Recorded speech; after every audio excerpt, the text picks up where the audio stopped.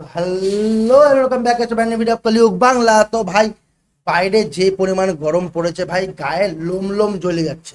মুদ্রা কথা, মানে বাইরে গেলে মাথার প্রত্যেকটা চুলের রোজ মানে কোষ আছে না, কোষগুলা গরম হয়ে যাচ্ছে, এত গরম পড়ছে ভাই। রোদ্রের তাপ এত, তার মধ্যে এক বাল আছে যাকে দেখলে আমার ঝাটের বাল গরম হয়ে যায়। তো ভাই আজকে তাকে নিয়ে কথা বলবো। তো বাচ্চাদের প্রথমেই বলে দিব, বাচ্চারা এই ভিডিও থেকে দূরে থাকো, কারণ এই ভিডিওতে প্রচন্ড পরিমাণে গালাগালি থাকবে। তো সুতরাং প্রথমেই সতর্কবার্তা দিয়ে দিলাম, বাকি নিজের ফিউচার নিজের হাতে, গাড় মারাবা কি সোনা ফলাবা তোমাদের ব্যক্তিগত ব্যাপার। আর যারা যারা আমার বন্ধু বান্ধব, প্লিজ কানের মধ্যে হেডফোনটা গুঁজে নাও, কারণ আজকের ভিডিওতে প্রচন্ড পরিমাণে গালাগালি থাকবে, কিছু করার নেই, দিতেই হবে। কারণ একে দেখে, মানে এই গরমে একে দেখার পরে মায়ের দিব্যি বলছি, বিষ চোদন, বুঝি বিষ চোদন, একে ইচ্ছা করতেছে বিষ লাগিয়ে চোদন দিই। মানে এত গরম হয়ে আছি ভাই আমি। এতদিন ধরে কিছু বলিনি, ক্রিকেট খেলা ছিল, খেলা দেখছিলাম, মাঝখানে মাঝখানে এর ভিডিও দেখতাম, ভাই ঝাটের বাল গরম হয়ে গেছে ভাই। আমি আর সহ্য করতে না পেরে আজকে ইন্ডিয়া জিতে গেছে, তারপরে ভাবছিলাম একে জবাবটা দিব, তো জবাব দিতেও চলে এসেছি। তো দেরি করবো না, করবো ভিডিওটা স্টার্ট। So let's go.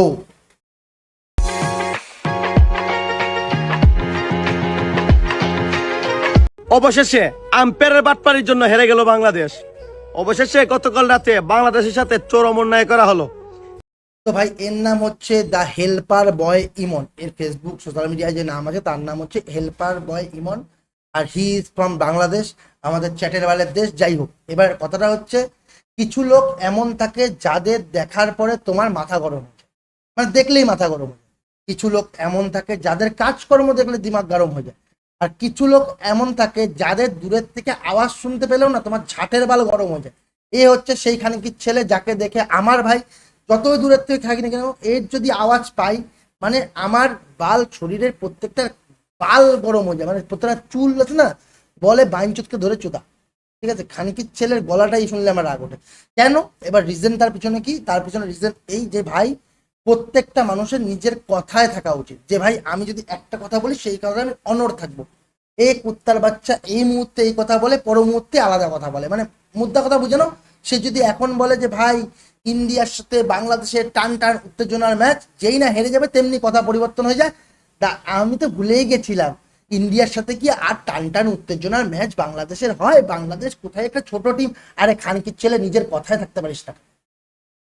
তুই বলবো নিজের কথার হ, তারপরে তুই ইন্ডিয়া বাংলাদেশ কার হবি হোস, সেটা তোর ব্যক্তিগত, কিন্তু প্রথমে নিজের কথার হ। অবশেষে ইলিশ মাছ খাওয়া বন্ধ হয়ে গেল কলকাতাবাসীর।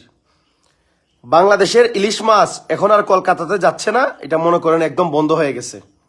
এটা নিয়ে আসলে কলকাতার অনেকের মন খারাপ, কারণ ইলিশ মাছ ছিল তাদের প্রধান একটা খাদ্য। বাংলাদেশ থেকে প্রচুর পরিমাণ ইলিশ মাছ কলকাতাতে যায়। ভাই তুই যেটা বলছিস তার লজিক আছে। তোর কথা অনুযায়ী বাংলার মানে কলকাতার প্রধান খাদ্য হচ্ছে ইলিশ মাছ। মানে সকালবেলায় ঘুম থেকে উঠে মানুষ চা খায় না, ওটার বদলে ইলিশ ফ্লেভারের চা খায়, ইলিশ চা, সাথে বিস্কুট ফিস্কুট নেয় না, ইলিশ মাছ ভাজা নেয়। দুপুরবেলায় মানুষ ভাত ফাত ভুলে গেছে, কারণ ভাত প্রধান খাদ্য না, প্রধান খাদ্য ইলিশ মাছ। তাহলে কি খায় দুপুরবেলা? দুপুরবেলা খালি মাত্র ইলিশের ঝোল খেয়ে বেঁচে আছে লোকে। বিকালবেলায় টিফিনে লোকে স্ন্যাক্স ট্যাক্স নেয় না, চাউমিন, মোমো, এগ রোল, কি বলবো, মোগলাই, এসব বাদ দিয়ে লোকে খাচ্ছে ইলিশ ভাপা, আর রাত্রিবেলায় খেয়ে বেঁচে আছে ইলিশের ঝোল। তুই কি বোকাচোদা নাকি আমরা বোকাচোদা? ভাই তোর কথা শুনে আমার কি ইচ্ছা করছে জানিস? সত্যি কথা বলবো, পুটকি জাম শুনছিস? ইচ্ছা আছে তোর পুটকি বাল আমি আছে না ইলিশ মাছ দিয়ে জাম করে। তো ভাই তোমরা হয়তো ভাবছো যে হঠাৎ করে আজকে একে নিয়ে কেন কথা বলছি, তার কারণ হচ্ছে এই আগে কি করেছে করেছে, ছেড়ে দিলাম। এরা ওয়ার্ল্ড কাপের আগে ইন্ডিয়ার সম্বন্ধে অনেক কথা বলেছিল, ইন্ডিয়ার সাথে আমাদের খেলা হবে, এই হবে সেই হবে, সেই সব বাদ দিচ্ছি। চলো এবার চলে আসি, রিসেন্টলি ইন্ডিয়া বাংলাদেশের টেস্ট ছিল, আর টেস্ট ম্যাচের ঠিক কিছুদিন আগের থেকে এ শুরু হয়ে গেছে বিভিন্ন ভিডিও নিয়ে, যে ইন্ডিয়া চুরি করছে, ইন্ডিয়া ভয় পেয়ে গেছে বাংলাদেশকে। তো ভাই এর ভিডিওগুলো দেখবো, আর তার সাথে সাথে একে উত্তরও দিয়ে দেবো যা যাওয়ার, ঠিক আছে? অবশেষে বাংলাদেশকে ভয় পেয়ে বল পরিবর্তন করে দিল ইন্ডিয়া। তোদের বালের টিম দেখে ইন্ডিয়া ভয় পেয়ে গেছে, তাই বল চেঞ্জ করে দিয়েছে। আচ্ছা আমাকে একটা কথা বল, 2024-এ কিছুদিন আগে T20 ওয়ার্ল্ড কাপ ছিল, একদম পারফেক্ট। তাহলে তখন কি হচ্ছিল একটুখানি মনে করিয়ে দেবো, মনে করে নে চল। Nice breezy innings from Rashad.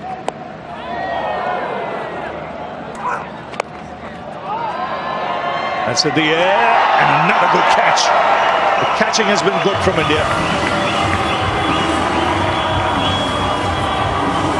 Upshot Patel. It's played away for a single. তো ভাই মনে পড়েছে কিছু, এবার তুই বলবি এই ফরম্যাট আলাদা ছিল, তো তো অজুহাত আছে। ঠিক আছে, 2022-এ টেস্ট হয়েছিল ইন্ডিয়া ভার্সেস বাংলাদেশ, সেটা একবার দেখে নে। Bounces inside the boundary rope to bring up his maiden test 100. দেখে নিয়েছিস তো, এবার তুই বল, এবার কি বলবি?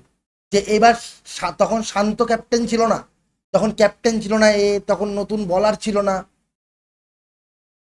আরে ভাই তোর একটা মিনিমাম লজ্জা আছে যে আগের বার যে 2022-এ 100 করেছিল শুভমান গিল, সে এবারও 100 করেছে। তোরা কি পরিবর্তন করেছিস নিজের টিমে? সুতরাং এরপরের থেকে এই কুত্তার বাচ্চাদের মতন কথা বলবি না। আগে হবে, আগে জিনিসটা করবি, আগে একটা সিরিজ বা একটা ম্যাচ জিতবি, দেন বলবি কিছু, তার আগে বুঝে গেলি? অবশেষে আমি একটা চ্যালেঞ্জ দিয়েছিলাম, ইন্ডিয়া যদি বাংলাদেশকে হারাতে পারে প্রথম টেস্টে, তাহলে আমি আমার মাথা নেড়া করে ফেলবো। তো বাস লাস্ট যাওয়ার আগে তোকে আমি তোর ভাষায় একটা কথা বলে দিই। কি বলবো দাদা, কি বলবো দাদা, এটা কি হয়ে গেল দাদা?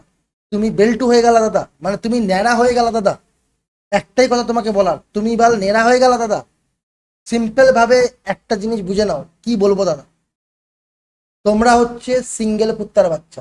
তার পেছনে যদি রিজন বলো তাহলে আমি বলে দিচ্ছি, 1971-এ যখন পাকিস্তান ভার্সেস বাংলাদেশের যুদ্ধ লেগেছিল, তখন পাকিস্তানিরা বাংলাদেশের প্রত্যেকটা মহিলাকে মানে যে যাচ্ছাতাই ভাবে রেপ করেছিল, আর তাদের স্পাম থেকেই তোমাদের জন্ম। সুতরাং একটা পরিষ্কার ব্যাপার, বাংলাদেশ হচ্ছে সিঙ্গেল কুত্তার বাচ্চা। তার কারণ হচ্ছে পাকিস্তানের map is equal to sitting dog, আর তুমি হচ্ছে সেই সিটিং ডগের বাচ্চা।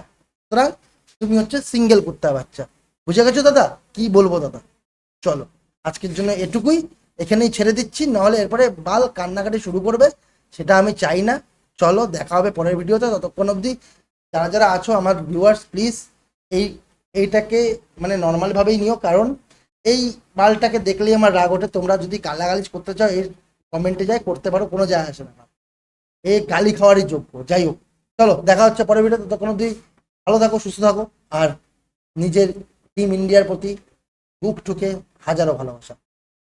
সব বাই বাই।